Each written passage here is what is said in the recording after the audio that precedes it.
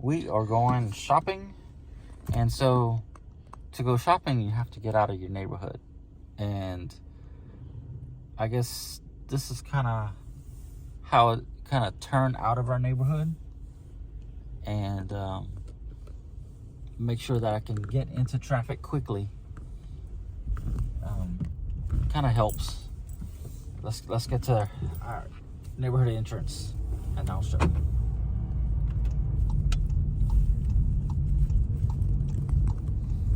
So in our neighborhood, we have some speed humps, not speed bumps. These are humps, lovely lady humps. And so I just kind of slow down a bit, and then I coast over to the top. Once the front wheels are over, I hit the gas, and I'm gone.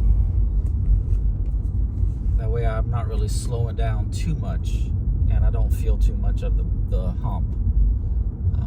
Slows down enough to cover everything. Okay, let's go out of her. Yeah. I think this way out of our neighborhood is like 3/4 of a mile or something like that. We live in a fairly decent sized neighborhood.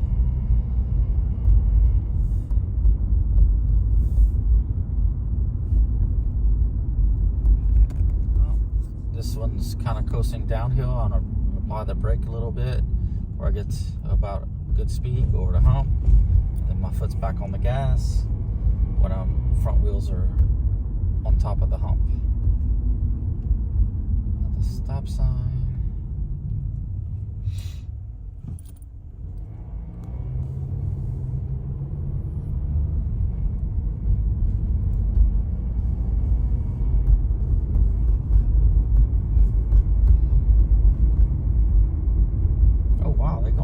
With that fence.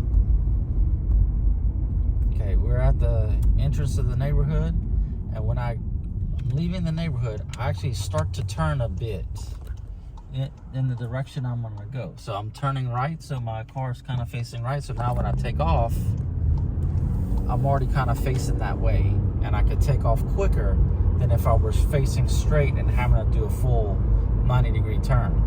So whenever you leave your neighborhood, turn a little bit. That way you're kind of facing it a little bit that way. When you hit the gas, you're already going that way, and you're not having to turn as much. So here we're turning left, and there's a double solid yellow line. You're not supposed to cross that. Do not cross the double solid yellow line. But in some cases, you may be forgiven if you do, especially in like high traffic situations.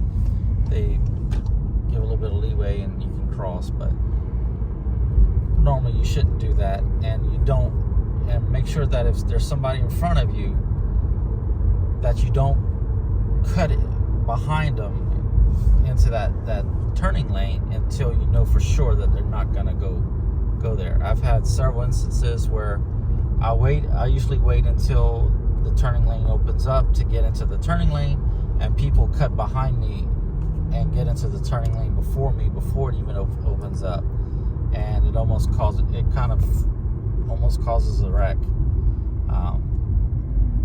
Luckily, I'm pretty quick at looking around and making sure I'm not going to hit anybody.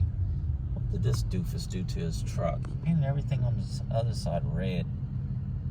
Coming up to the speed hump, I'm just going to coast and slightly brake. And then once I'm on the top of the speed hump, I hit the gas again. Let's go. And there you go. That's how you go over a speed hump and not cause a traffic jam behind you. Okay, we got another one coming up. There's another speed hump up towards the top of this little hill. I'm just coasting down the hill.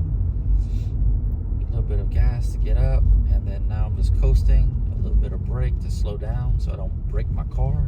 Then gas on top of the speed hump, and we're off.